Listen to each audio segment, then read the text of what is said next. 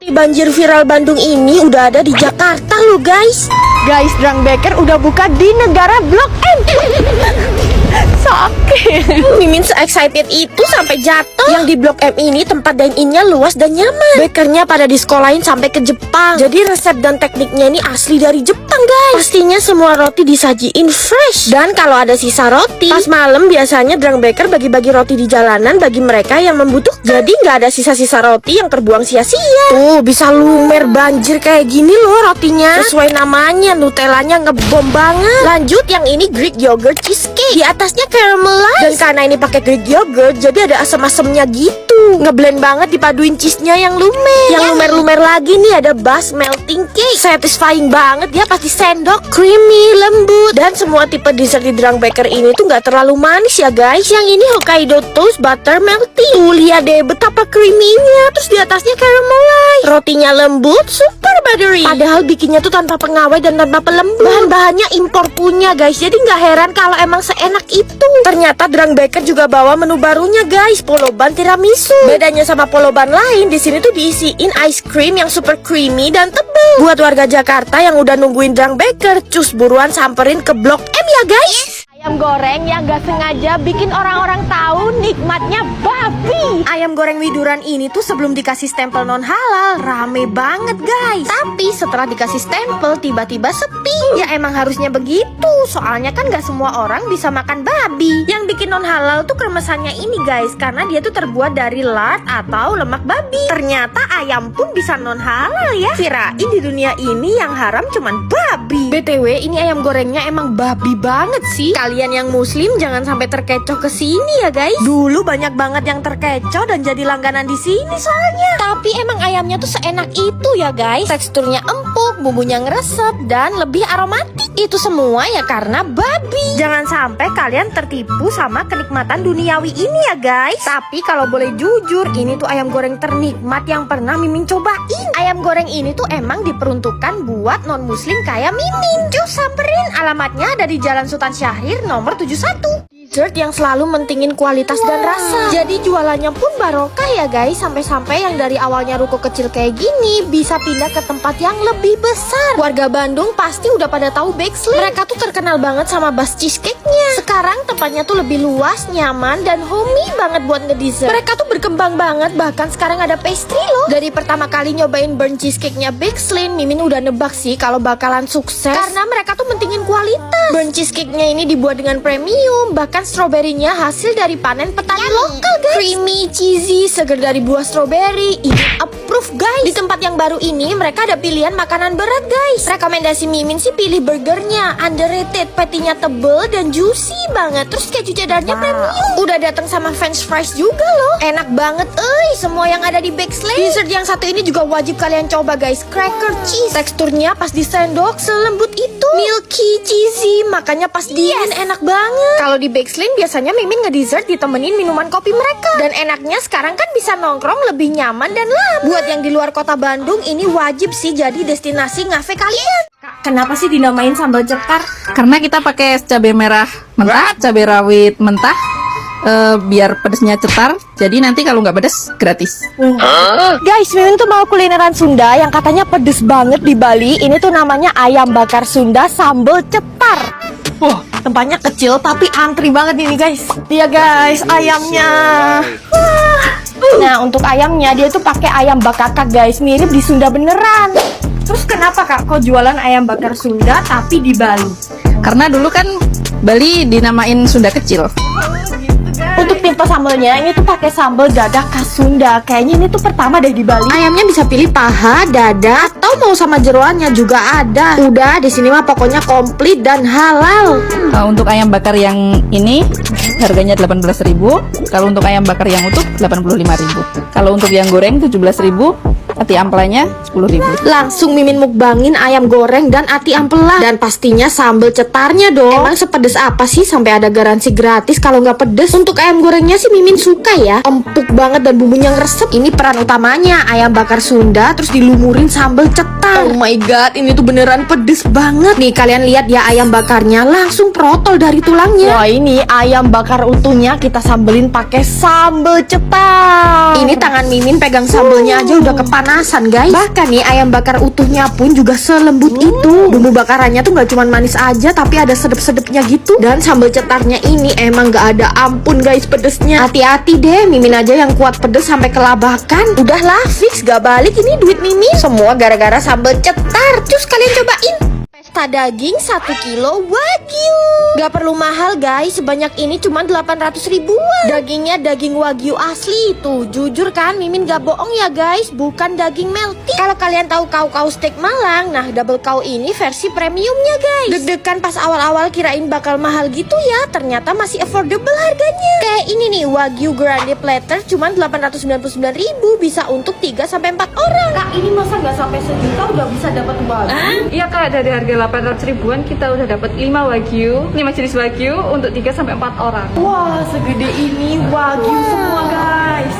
Kalau dihitung-hitung ini tuh beratnya sekilo daging Wagyu guys. Ada 5 jenis Wagyu, skirt MB7, rib finger MB7, dan blade MB5. Di dalam platter ini udah ada menu barunya guys, grass-filled sirloin MB7 dan blade MB9. Kalau dagingnya udah premium, tingkat kematangannya paling enak ya medium ya guys. Menurut Mimin sih ini harganya terlalu murah. Dagingnya lembut, juicy, saking rame condimentsnya sampai-sampai ada roti dong. Jadi bisa dijadiin sandwich daging kayak gini. Dicocolin sama macem-macem sausnya tuh bener-bener mantep banget guys. Ini sih jelas-jelas approved by Miming cewek ya. Semua itu udah termasuk corn ribs, salad, dan 2 side dish aligot dan ube brulee. Nah aligot ini tuh kayak sejenis mashed potato, tapi lebih enak karena lebih cheesy. Dan btw ube brulee-nya ini enak banget, pulen, legi. Nah kalau mau dinner ala carte harus cobain pikanya steak. Terus wajib pakai double cow sauce. Aroma dagingnya tuh khas dan cocok banget pakai DC sauce ini guys. Aroma dagingnya khas dan cocok dipaduin saus yang buttery. Mimin juga iseng cobain steak ayamnya guys, creamy, juicy parah karena pakai paha ayam. Ditutup sama dessert sweet buttercorn ice cream. Oh iya, di sini juga bisa bikin hampers dan barbecue home service juga loh. Yuk guys, cobain. Baru kali ini lihat gurita hidup langsung dicemplungin ke kuah yang mendidih. Terus dipotong-potong pas masih dalam keadaan setengah hidup. Wah gila, bener-bener se-ekstrim itu guys. Udah gitu doang terus langsung bisa dimakan. Ayo siapa yang geli lihat gurita utuh? Di sini malah diliatin dari pas masih hidup. Lihat deh guys, guritanya masih aktif berenang-renang. Langsung aja dicungkil sama ajumannya. Gurita ini bener-bener gak ada harga dirinya deh guys, karena mereka tuh langsung dimasak hidup. Tuh masih gerak-gerak kayak gitu. Setelah mateng tuh langsung disuapin ke pembelinya. Jadi orang Korea tuh ternyata suka loh makan gurita dari pas masih hidup. Dan yang paling banyak dipesen tuh sup iga yang pakai gurita hidup kayak gini guys. Seporsi kayak gini harganya 300 ribu rupiah lebih. Matengnya cepet kok. Begitu mateng harus langsung kita makan guys. Rasa kuah kaldunya emang lebih gurih sih karena ada guritanya. Dan jangan takut amis ya, karena ini tuh bener-bener fresh guys. Gak kayak gurita-gurita yang ada di Indonesia.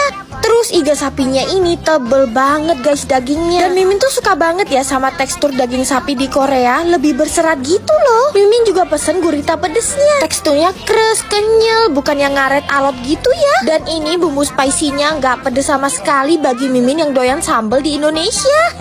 Tapi kuliner ini tuh wajib kalian samperin ya kalau ke Korea. Namanya Jongno Jinakji. Dan jangan heran kalau tiap hari restonya selalu rame warlock. Pesta daging. Dan percaya nggak, Mimin tuh makannya di bawah pohon anggur dan bermandikan cahaya redup yang temaram. Satu-satunya steakhouse di Bali yang punya kebun anggur sendiri. Ini tuh namanya Bogart Steak and Bistro. Terus makannya kita tuh di bawah kebun anggur gitu. Nah ini tuh pohon anggur ya guys. Tuh ini buah anggurnya di atas. Tempatnya luas banget, ada indoor, outdoor, dan indoor garden.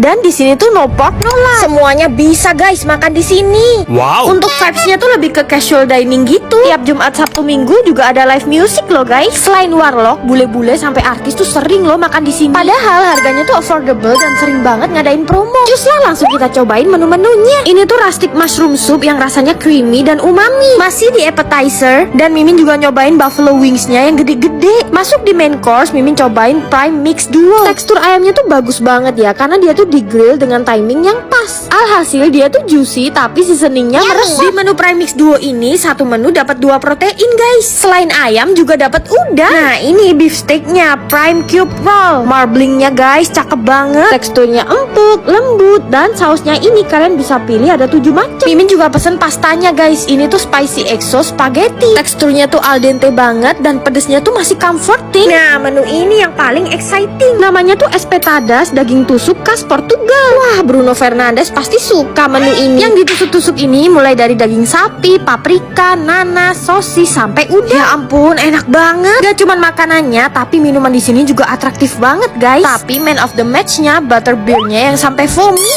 Mimin juga nyobain aneka dessertnya yang colorful. Terus Mimin akhiri dengan minum segelas wine. Lokasinya di samping The Banyumas Villa Denpasar. Kesini rame-rame, parkirannya luas dan buka sampai malam. Kalian masih percaya nggak gini-gini Mimin Chow tuh masih puasa loh. Jadi ceritanya ini kita cari menu buka puasa gitu guys. Di Pasar Modern Intermoda BSD City. Ancar-ancarnya tuh kalian tinggal masuk lewat pintu 5, terus naik lewat lift. Nah, tuh udah kelihatan guys, orang-orang pada buka puasa di situ. Nah, nama lapaknya tuh dimsum dan tom yum inarasa ya. Jadi kalau kalian masih ingat, kakaknya ini couple yang gajinya udah 3 digit tapi rela resign demi develop usaha F&B kecil-kecilan ini. Nah, akhirnya kita berempat tuh temenan, soalnya relate sama-sama sukses karena kerja bareng pasangan. Udah jangan dihujat lagi ya karena Mimin beda agama. Soalnya kami berdua tuh sebenarnya saling support, guys. Buka puasa dulu.